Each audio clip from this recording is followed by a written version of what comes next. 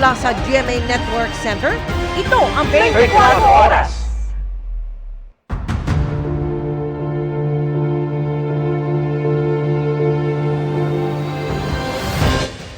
Magandang gabi po, Luzon, Visayas at Mindanao. Pinangalanan na mag-asawang diskaya ang mga mambabatas, mga taga-DPWH at iba pang opisyal na humingi umano ng kickback sa mga hinawakan nilang proyekto. Kabilang sa kanila ang 17 kasalukuyan at dating kongresista. Sabi umano ng karamihan sa kausap nilang taga-DPWH para kay House Speaker Martin Romualdez at ako Bicol Party List Representative Elizalde Co ang pera. Nakatutok live si Maki Pulido. Maki. Sa gitna nga ng pagkakaipit, sa gitna ng mga issue ng mga questionable flood control projects, ay nagturo na ang mag-asawang Pacifico at Cesara Diskaya sa ikatlong pagdinig ng Senate Blue Ribbon Committee. Sa sinumpang salaysay na isinumite nila sa Senate Blue Ribbon Committee, pinangalanan ng mag-asawang Pacifico at Cesara Diskaya ang 17 dati at kasalukuyang congressman, isang regional director ng DPWH, 5 district engineer ng DPWH, isang undersecretary ng DPWH, dating undersecretary sa ilalim ng Office of the President at isang direktor ng Unified Project Management Office. Ilan nila sa mga ito ay personal umano nilang inabutan ng pera para hindi maipit ang kanilang mga kontrata sa gobyerno. Ayon sa mga diskaya, 10 to 25% ng halaga ng kontrata ang hinihingi ng cash at walang resibong pinipirmahan. Matapos naming manalo sa mga bidding, may mga opisyal mula sa DPWS ang lumalapit sa amin para humingi at kumuha ng bahagi niya sa halaga ng proyekto. Ito ay binibigay namin sa kanila ng cash. Ang bawat transaksyon ay may karampatang voucher at ledger na nagsasaad ng mga araw at kung kailan nila ito natanggap. Meron din nilang kickback na inaabot nila sa Chief of Staff o staff ng politiko. Meron ding binabanggit lang nila ng mga nanghihinging taga-DPWH. Lumapit sa akin ang DPWH Project Engineer na si Angelita Garucha para kolektahin ang parte ni Kong Roman Romulo sa flood control projects noong 2022. Pagdating ng 2025, si District Engineer Aristotle Ramos ang sumunod na nagpakilala na bagman ni Kong Roman Romulo kung saan 30% ang kanyang hiningi ay para kay Kong Roman Romulo. Sinabi niya na walang magagawa dito dahil pondo ito galing sa unprogram funds at insertion galing sa taas. Karamihan umano ng kausap nilang taga-DPWH ay sinasabing ang pera ay para kay House Speaker Martin Romualdez at ako Bicol Party List Representative Elizalde Co, ang dating chair ng House Committee on Appropriations. Maging si dating Congressman Rillo, ilang beses umanong binanggit kay Diskaya na malapit niyang kaibigan si Speaker Romualdez at inaprubahan umano ng Speaker ang mga fund request niya. Sa tuwing umiinom kami sa Wine Story, sa BGC at sa Shangri-La Mall, sinasabi pa ni Kong Rillo na lahat ng kanyang request para sa pondo ay galing pa mismo sa unprogram funds at insertion na inaaprubahan ni Speaker. Ang tao ni Marvin Rillo na si Bogs Magalong ang pumupunta sa amin para kunin ang pera sa aming opisina. Binanggit din si Romualdez at Co ni Oswag Party List Representative Jojo Ang. Si Kong Jojo Ang naman, lagi ring binabanggit sa lahat ng project sa kanya ay papondo ni Speaker at ni Saldico. Mataas ang hinihingi sa project, dagdag pa niya, hindi naman lahat ng pera ay para sa kanya, kundi para kay Speaker at kay Saldico. Sa computation ni Senate Blue Ribbon Committee Chair Senator Rodante Marcoleta, lumalabas na 25% ng halaga ng proyekto ang para kay House Speaker Romualdez at Congressman Elizalde Co. 5% na parking fee naman ang para sa congressman na nabigyan ng proyekto ang distrito, 6% para sa Bids and Awards Committee, 7% para sa DPWH at tax na 7%. Ang matitira na lang daw para sa proyekto ay nasa 35 to 38%. Kaya kung 100 million pesos ang proyekto halimbawa, nasa 35 to 38 million pesos na lang daw ang panggastos para sa proyekto. Pero giit ni Diskaya, kahit kaunti na lang ang natitira para sa proyekto, nagawa pa rin daw nila ito ng maayos. Napilitan umano silang magbigay ng kickback dahil sa sobrang panggigipit ng mga nabanggit na politiko. 12 meters ang kailangan na ibaon mo sa lupa. Ang problema, yung 12 meters, kinatay, ginawan 3 meters. Baka naman ganun ang project mo. Hindi ko po kayang sagutin, Mr. Chair, yung gawa po ng iba. Hindi, ikaw ang tinatanong ko. Na-example ko lang yung Mindoro. Baka Opo. ganun ang gagawin mo, may mali talaga. Hindi po, Mr. Chair. Kami na lang po ang nag-a-absorb ng maliit na kita. Ibig po sabihin, Mr. Chair, kaysa wala kaming project, walang trabaho yung mga tauhan at empleyado namin, minabuti lang po namin na kumita na lang ng kahit na barya-barya lang. Kasabwat na ho ninyo yung district engineer at saka regional director. Paano po? Pati yung COA, kasabwat din ho ninyo. Magbubulag-bulagan na lang yung tatlong yun. I don't think 2% lang po ang kinikita nyo dito, 3%. Magpapakandahirap kayo, 2 to 3%. Kakayanin ba ng 2 to 3% yung mga sasakyan na binili nyo na pagkadami-dami po? I mean, that's way, unbelievable po. Your Honor, kaya po. Dahil 23 years naman po namin pinaghirapan po yun. Umutang umano mag-asawang Diskaya sa ilang mga taga-DPWH dahil na-freeze na nila ang kanilang bank account. Noong isang araw lang, nagsauli umano ng pera ang isang June.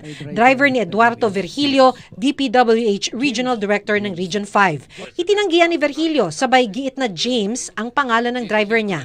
Ipapatawag sa Senate hearing ang driver ng DPWH Regional Director. Na-freeze ng bangko ang mga account namin kahit wala pang court order ng AMLAC. Mukhang naramdaman niya na magsasalita na ako kaya sinauli po niya yung 25% plus parking fee. Kulang pa nga. Maliban kay Virgilio, nasa pagdinig din si dating DPWH District Engineer Henry Alcantara. Pareho nilang itinanggi ang akusasyon ni Diskaya. I never went to that office, and I categorically say that those allegations mentioned by Mr. Diskaya, I did not receive those.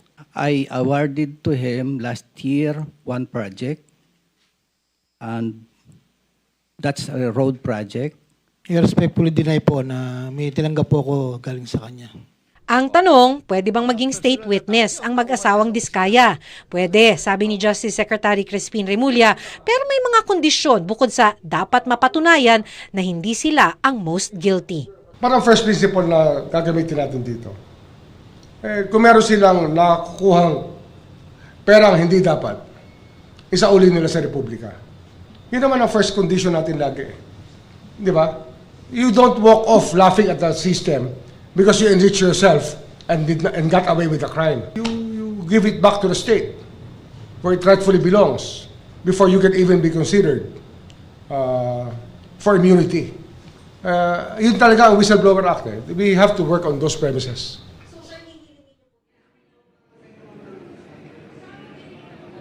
Pagkatapos ang ginawa nilang pagbubunyag, humihingi naman ngayon ng tulong ang mag-asawang Diskaya para mabigyan naman daw ng proteksyon at seguridad ang kanilang pamilya. Vicky? Maraming salamat sa iyo, Maki Pulido.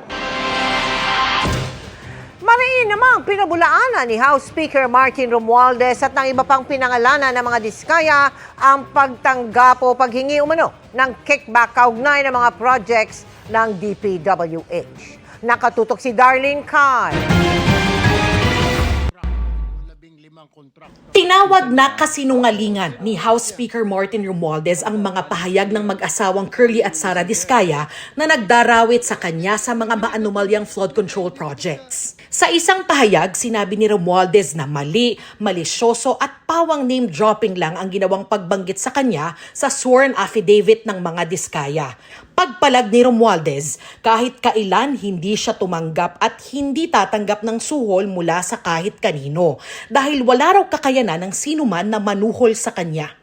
Kung may gumamit o ng abuso raw ng pangalan ni Romualdez para kumita, sila raw ang dapat managot. Halos 20 kasalukuyan at dating kongresista ang idinawit ng mag-asawang Diskaya na nanghihingi raw ng pera sa kanila na kondisyon para hindi maipit ang implementasyon ng mga kontrata. Nainis daw si Pasig Representative Roman Romulo sa pagbanggit sa kanyang pangalan. So sa totoo, hindi man ako nakikialam sa bidding, pero siguro dahil nga doon na hindi ako nakikialam ng bidding, tapos sa totoo, marami pang ibang factors, ay madali niyang masabi. Pero again po, hindi po totoo ang mga sinabi niya. Ikinagulat naman ni Quezon City 6th District Representative Marivic Copilar ang pagkakabanggit sa kanyang pangalan. Kasi ni Anino, ni Sara o ni Curly Diskaya, di ko nakita. I have never spoken to them, nor have I ever authorized or allowed any representative to deal with them. My office will launch an exhaustive investigation regarding this matter. I will also file a libel case against the Diskaya so they may answer before the proper court of law for this deliberate action to destroy my reputation by deceiving the public. Tinawag naman ni Marikina 1st District Representative Marcy Teodoro na demolition job o paninira raw sa kanya ang paratang ng mga Diskaya. Wala raw katotohanan ng mga ito dahil wala pa siya sa pwesto sa Kongreso nang mapunta sa mga Diskaya ang DPWH projects. Pinag-aaralan ni Teodoro ang pagsasampa ng mga reklamo laban sa mga Diskaya. Pinabulaanan din ni Quezon City 1st District Representative Arjo Atayde na nakinabang siya mula sa sinumang contractor. Kahit kailan, hindi raw siya nakipagtransaksyon sa kanila.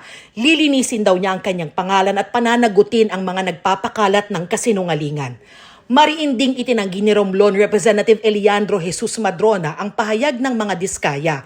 Wala raw siyang proyekto sa mga Diskaya kaya ano raw ang basihan ng mga pahayag nila. Nabalitaan daw niyang nagbid si Diskaya para sa mga proyekto sa Romblon pero wala raw siyang alam at kinalaman sa pagbabayad sa mga sangkot na individual. Sabi naman ni San Jose del Monte, Bulacan Mayor at dating Congresswoman Florida Robes, mangilabot naman daw ang kung sino man ang gumamit ng kanyang pangalan. Wala raw ghost project sa kanilang lungsod at maganda rin daw ang kanilang mga infrastruktura. Sasampahan daw ni Robes ng libel ang mga Diskaya. Itinanggi rin ni Laguna Representative Benji Agaraw ang pahayag ng mga Diskaya na humingi siya ng pera kapalit ng mga proyekto sa kanyang distrito sa Laguna. Kakasuhan daw niya ng libel at perjury ang mga ito. Mariin din daw na pinabulaanan ni Quezon City 3rd District Representative Reynante Arrogancia ang mga aligasyon ng mga Diskaya. Ilalabas daw niya sa tamang panahon ang mga ebidensyang magpapatunay na pawang kasinungalingan at walang basihan ang mga paratang laban sa kanya. Pinabulaanan din ni Caloocan 3rd District Congressman Dean Asistio ang mga aligasyon. Nanindigan siyang walang ghost project sa distrito niya at kung may proyekto man, ang DPWH daw ang nangasiwa sa lahat. Sasampahan daw niya ng kaso ang mga Diskaya sa mga mapanirang paratang nila. Patuloy na sinisikap ng GMA Integrated News na kunin ang panig ng iba pang kasalukuyan at dating kongresista na idinawit ng mga Diskaya. Para sa GMA Integrated News, Darlene Kai, nakatutok 24 oras. Naglabas din ng pahayag ang iba pang kongresistang tinukoy ng mga Diskaya. Sa isang pahayag, sinabi ni Occidental Mindoro Lone District Representative Odi Tariela na mariin niyang pinabubulaanan ng mga pahayag ni Diskaya. Wala raw siyang tinanggap na pera o pabor mula kay Diskaya. Sabi naman ni Quezon City 5th District Representative Patrick Michael Vargas, 100% hindi totoo ang mga aligasyon ng mga Diskaya. Wala raw silang proyekto sa kanilang distrito. Magsasampa raw siya ng kaso laban sa mga Diskaya para sa kanilang anyay kasinungalingan. Natunton pagkatapos ng halos 1 taong pagtatago ang wanted sa panggagahasa umano ng menor de edad na kaibigan niya. Narito ang aking eksklusibong pagtutok. Dumiretso agad sa corner table ang suspect kung saan nakaupo ang kanyang ka-eyeball na lingid sa kanyang kaalamay undercover policewoman pala. Yan ang target, nakaitim. Alert lang, alert. Ang iba pang mga nakasibilyang pulis pumwesto na sa mga katabing table. Ilang saglit pa. Dinakip na ang suspect. Ang 19 anyos na si alias Mario, wanted sa kasong panggagahasa ng isang menor de edad. Si alias Mario ay nagtatago na for almost a year. No? Pero bago po siya nahuli ng ating mga kasamahan, ay na-involve na rin to sa iba't ibang insidente. Na-involve muna siya sa riot. No? At yun nga, nahulihan siya ng pen gun and nakulong muna siya. At ang nag-file ng reklamo, ina ng menor de edad na ginahasa umano niya. Kaibigan niya, mga magtotropa-tropa. So, ang nangyari sa insidente na yon ay inaya niya ng inuman until yung biktimang babae ay naging groggy na at wala na sa kanyang katinuan. Ang krimen nangyari sa area ng dagat-dagatan na Botas. Nangihingi na lang po ako ng dispensa sa nanay, lalo na rin po sa anak niya. Wala na po, nandito na rin po ako eh. Hanggat bata kayo, wag kayong inom. Huwag niyo na akong gayahin, huwag niyo na akong tularan. Para sa GMA Integrated News, Emilio Sumangil, Nakatutok, 24 Oras. Nahulog sa bangin ang isang jeepney matapos gumuho ang malaking bahagi ng isang bagong gawang kalsada sa Nueva Vizcaya. Nagtamo ng mga sugat at bali sa buto ang driver ng jeepney at isa pang babaeng sakay nito. Patungo sana sa Nueva Vizcaya Agricultural Trading Post ang jeepney para magbenta ng mga ani. Bahagi ang kalsada ng road widening project sa Barangay Kirang sa bayan ng Aritao. Ayon sa mga residente, malambot na ang lupa sa lugar dahil sa patuloy na mga pag-ulan. Nilinaw ni Executive Secretary Lucas Bersamin na wala siyang intensyong manira sa naging pahayag niya sa Kamara na clean your house first. Sa gitna ng pagdinig ng komite sa Kamara, ang sagot ng House Speaker sa pagtutok ni Darlene Cai. The motion is carried. Lusot na sa Committee on Appropriations ng Kamara ang panukalang budget ng Office of the President o OP para sa 2026 na 27.3 billion pesos. Hindi na binusisi ng komite ang panukalang budget matapos i-terminate o itigil ang budget proceedings pagkatapos lang ng mahigit 30 minuto, alinsunod daw sa tradisyon ng parliamentary courtesy. Pero sa gitna ng pagdinig, naungkat ang mga naging pahayag nitong weekend ni Executive Secretary Lucas Bersamin na kumatawan sa Office of the President sa budget hearing. Sabi kasi ni Bersamin, mariing tumututol ang gabinete sa umano'y tangkang paninisi sa kanila ng House of Representatives sa mga isyu ng korupsyon at mga pagkukulang. Sabi ni Bersamin, clean your house first. Hindi tinukoy ni Bersamin kung sinong miyembro ng Kamara ang pinatutungkulan niya. Pero bago nito ay sinabi ni Deputy Speaker Representative Ronaldo Puno na nagdesisyon siya at ilang party leader na irekomendang ibalik ang 2026 national budget sa DBM. Nandito na siya ngayon, kaya gusto nating tanungin siya. Thank you for raising this up. It's the elephant in the room. We would like to emphasize today that that statement was more to stress our institutional separation from the House of Representatives, some of whose members, and I hope it is not the majority, have expressed some made some statements that we in the cabinet considered to be against institutional separation of powers. There is nothing intended that is malicious or to malign the House of Representatives. Pagkatapos ng pagdinig, nakipagpulong si Bersamin kay House Speaker Martin Romualdez at ilang House leaders. Sa isang pahayag, sinabi ni Romualdez na humihingi siya ng pangunawa kung nagdulot ng discomfort o hindi magandang pakiramdam ang mga pagdinig na ginawa sa Kamara. Hindi raw nila trabaho na manisi, bagkus ay siguruhin na bawat piso sa budget ay bukas sa lahat at para sa mga tao. Aminado si Romualdez na may mga isyu raw na dapat nilang sagutin at sisimulan daw nila ito sa pamamagitan ng pag-aayos sa House of Representatives. Wala raw exempted, lahat kasama. Hindi raw ito clash o banggaan ng mga institusyon, kung hindi partnership sa serbisyo at accountability. Sabi pa ni House Speaker Martin Romualdez, patuloy daw na nakikiisa ang Kamara sa Pangulo at kanyang gabinete para maipanumbalik ang tiwala at siguruhin ang ipapasang budget ay mapagkakatiwalaan at katanggap-tanggap. Para sa GMA Integrated News, Darlene Cai, Nakatutok, 24 Oras.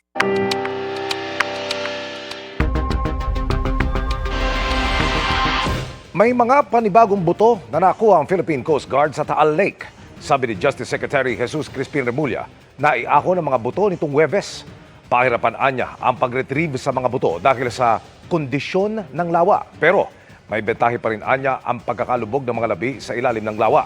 Nakikipag-ugnayan na ang gobyerno sa Japan at sa University of the Philippines para rito.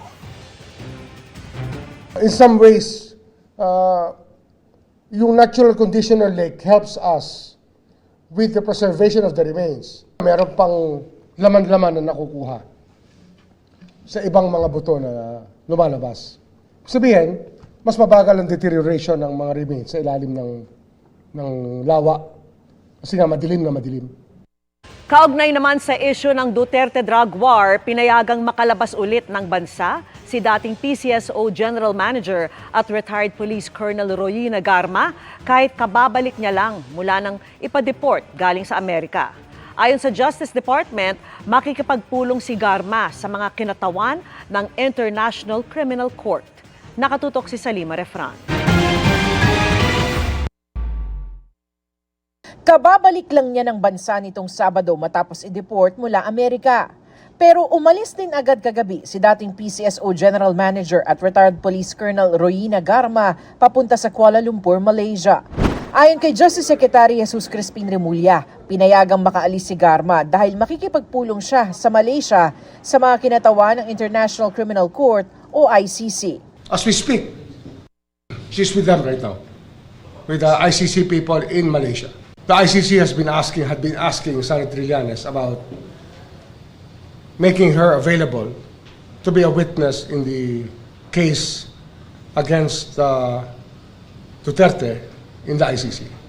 Batidaan niya ni Remulla ang magiging bigat ng testimonya ni Garma sa ICC patungkol sa drug war. I think that she is the highest ranking police officer that can be asked to give a narrative about the drug war, the reward system, and the other parts of her testimony which she already gave before in the Quadcom. Matatandaang sa House Quad Committee hearings noong isang taon ay sinabi ni Garma na inutusan siya ni dating Pangulong Rodrigo Duterte na palawigin sa buong bansa ang Davao model ng drug war. Dinetalye rin niya ang reward system na kaakibat nito. We have said that our working relationship with the ICC involves witness protection.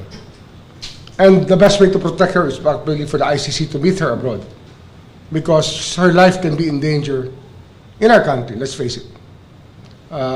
Uniform personnel ang kalaban.